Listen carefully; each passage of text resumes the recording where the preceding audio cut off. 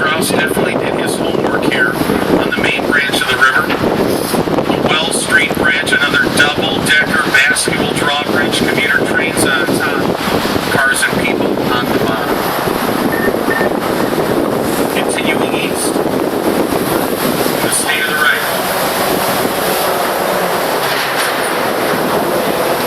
Here on the right, the Builders Building. One building from two eras. The left side, the original building from 1928 back to Beaux-Arts European style.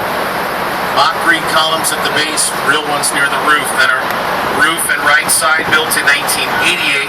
Postmodern and Beaux-Arts come together. One building, two eras, 60 years apart. Very unique in the context of our tour. Under the LaSalle Street Bridge, LaSalle, another French explorer. The French were here well before the British, back in the late 1600s. And on the right, the spectacular silver glass of the United Airlines building, corporate headquarters for United. It's from 1992, so it's postmodern. Check out the roof, a tribute to the temples of ancient Greece and Rome, like the Parthenon in Athens. A little bit of Beaux-Arts style thrown in. Postmodern architects like to refer to older styles, precisely because the modernists wouldn't do it. Each generation has its own ideas, wants to have its own identity, making it different from the previous one.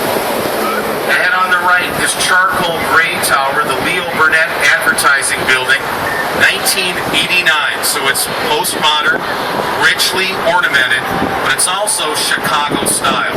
Easiest to see at the corners, three distinct parts, a base, a column, and a capital, like a Greek column, like the first skyscrapers built here in the 1880s. And those first skyscrapers are still standing. This is Dearborn Street. You go about 7 blocks to the right, Dearborn and Jackson, an entire block of original skyscrapers from the 1880s and 90s. Definitely worth a visit if you have time. Let's go way ahead now. On the right, dark green tower with real gold leaf on top. That's the Carbide and Carbon building. They made the Eveready battery.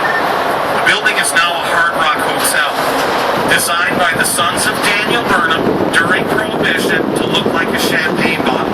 I like that story. That's real gold leaf on top. And that dark green, as used to it as we are now, was very radical in the 1920s. That's actually green terracotta brick.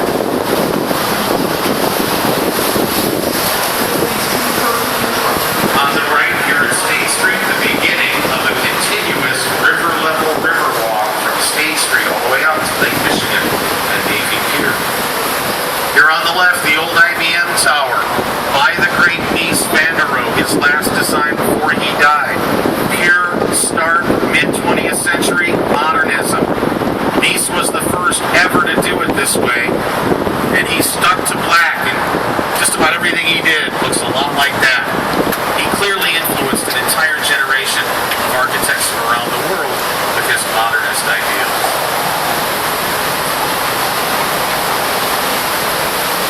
Back to Trump Tower on the left. The next generation, postmodern, bright colors, much more shapely. More glass than steel as technology allows. And here again are caissons at the base of Trump Tower, filled with cement that go through the topsoil into the bedrock to anchor the tower. So it's got a parking garage, a hotel, and condominiums, where Chicago Bull Derrick Rose just bought a condo for $20 million. That's going to be past the center, right? The Donald's having trouble selling units. Seriously, he's pricing them as though they're out on the lake, which they're not. Ahead on the left, this gray stone tower, it's the Tribune Tower with the American flag on the top. And those soaring, flying buttresses, those braces that go up and in. So it's Beaux-Arts French Gothic, literally based on cathedrals in Rouen, France. It's by Howells and Hood, 1926. Home of our largest daily newspaper, the Chicago Tribune Tower. Back under the Gustavo Bridge,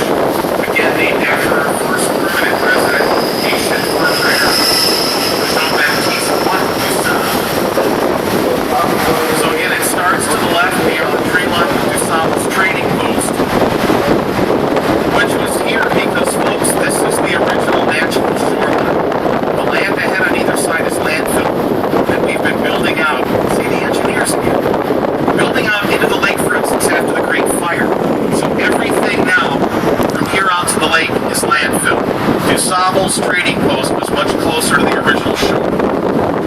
Ahead on the left, NBC Tower. Check out the NBC peacock beneath the spire. It's by Adrian Smith. It since 1989, so it's postmodern. But it's got that Art Deco influence to that sleek front, and halfway up are braces that go up and in. That's pure ornamentation. They're not needed. But the architect is using ornamentation to pay tribute to the flying buttresses that we saw back at Tribute Tower, home of the local NBC affiliate, NBC Phone.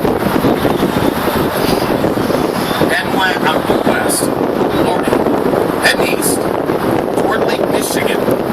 And now, as we head east, we're going against the flow of the Chicago River. You may have heard this, and it is indeed true. We reversed the flow of the river, perhaps our greatest engineering marvel. Now, naturally, rivers flow toward the largest nearby body of water, as this river originally did. But the problem, and it was a big one, was that in the 19th century, the river was our sewer. We dumped all our wastewater and pollution into the river, which then took the pollution out into the lake where we get our drinking water. Not safe, not a good thing. Rather than clean up the river, we do it the Chicago way. We bring in the Army Corps of Engineers to dig the river deeper than the lake out at the lake shore, so the lake would empty into the river. Then we rebuild the Illinois and Michigan Canal, deeper and wider, literally called it the Sanitary and Ship Canal. So by January of 1900, the river was flowing to the southwest, taking our pollution to the good people of St. Louis, Missouri. Nevertheless, coming up on the left, there's a beautiful fountain. This fountain is called the Centennial Fountain. It was built to commemorate the 100th anniversary of the reversal of the flow of the Chicago River. It's designed by architect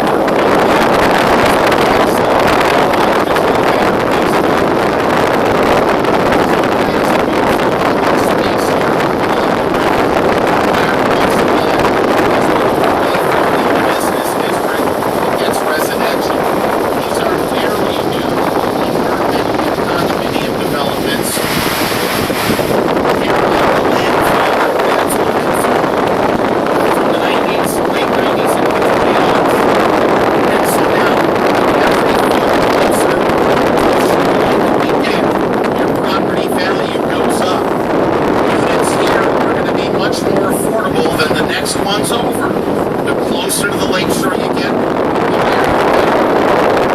downtown lakeshore is the most valuable real estate in the region.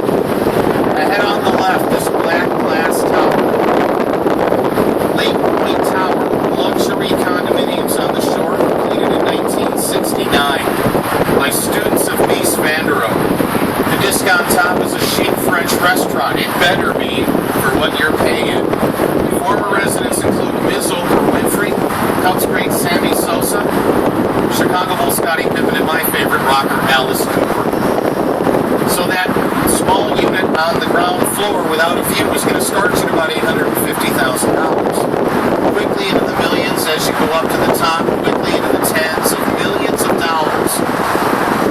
Trump needs to put his tower out here on the shore if he's going to charge the prices. As your view increases or improves, the price increases. That's what we're talking about on the downtown lakefront. Navy Pier coming into view ahead on the left.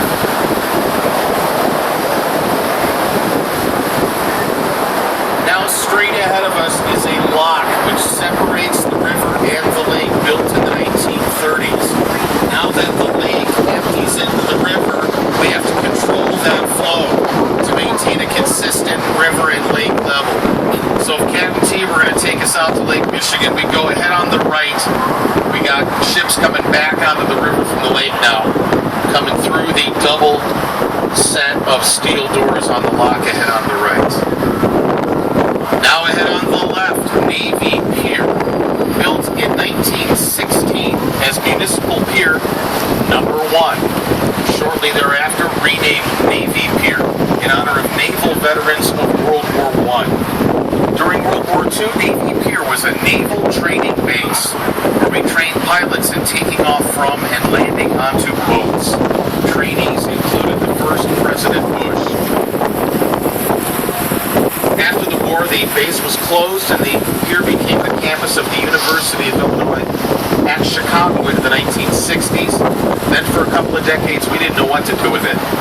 This Tourist Variety Center, now the #1 attraction in the state of Illinois, opened in 1993, 100 years after our first World's Fair, which took place about 4 miles to the right downshore in Jackson Park.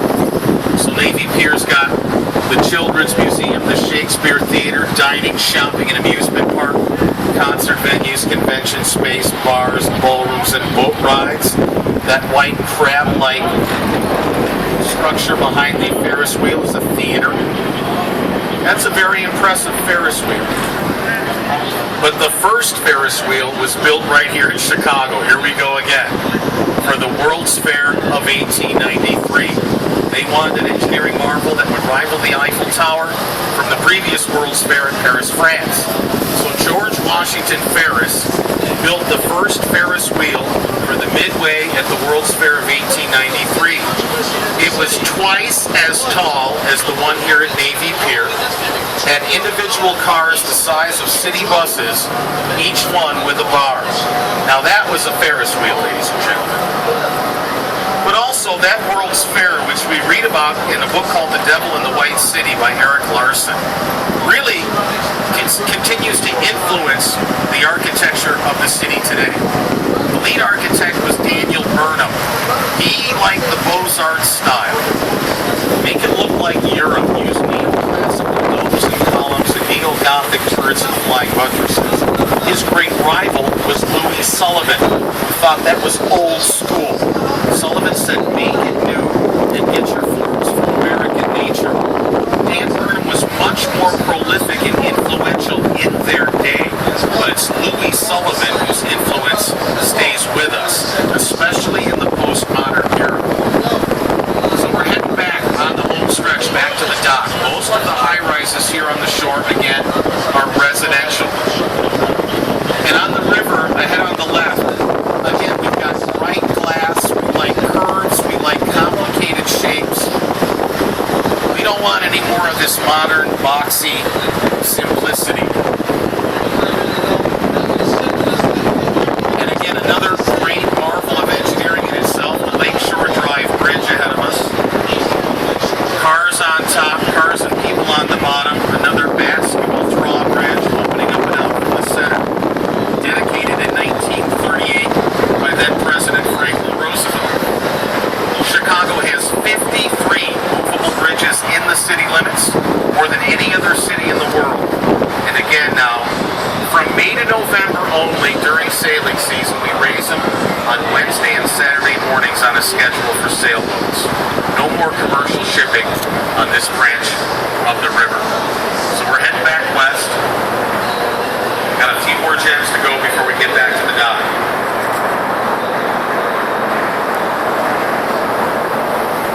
So when we come off front of the bridge, I want to go ahead on the left. Ahead on the left, past the red construction crane, there's a tall tower with blue glass and white curving balconies.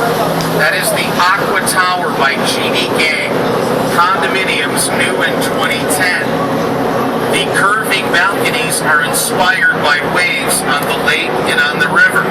Again, that's Louis Sullivan's influence. Get your forms from nature. And Aqua Tower is the tallest building in America, whose lead architect was a woman.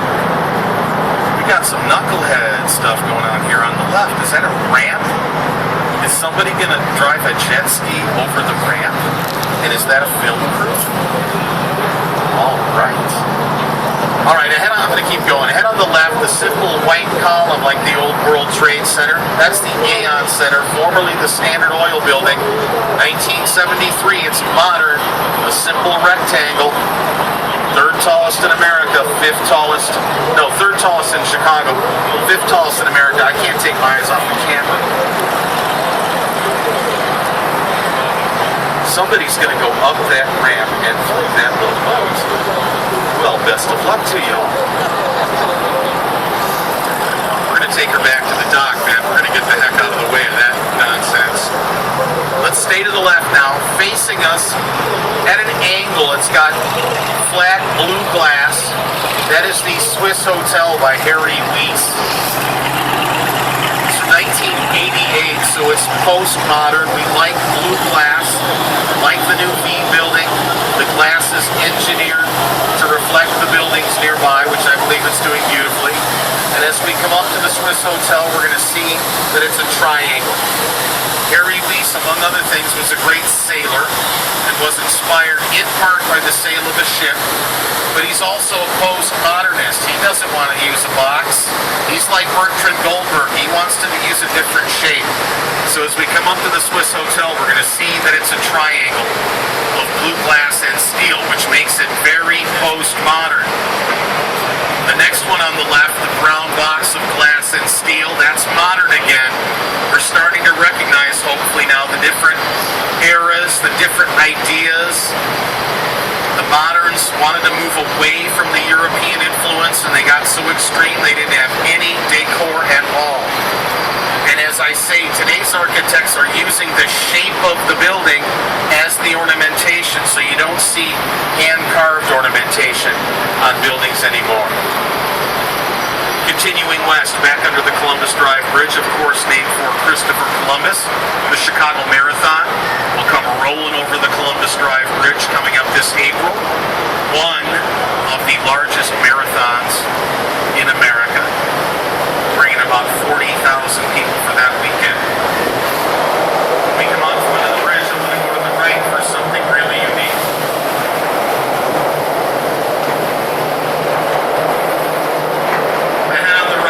Stone tower with a yellow onion dome roof that is now the Intercontinental Hotel. But it was completed in 1929 as the Medina Men's Club for the Shriners. They get their forms from the Middle East. So that onion dome is a typical Moorish or Islamic ornamentation that you'll see on any mosque.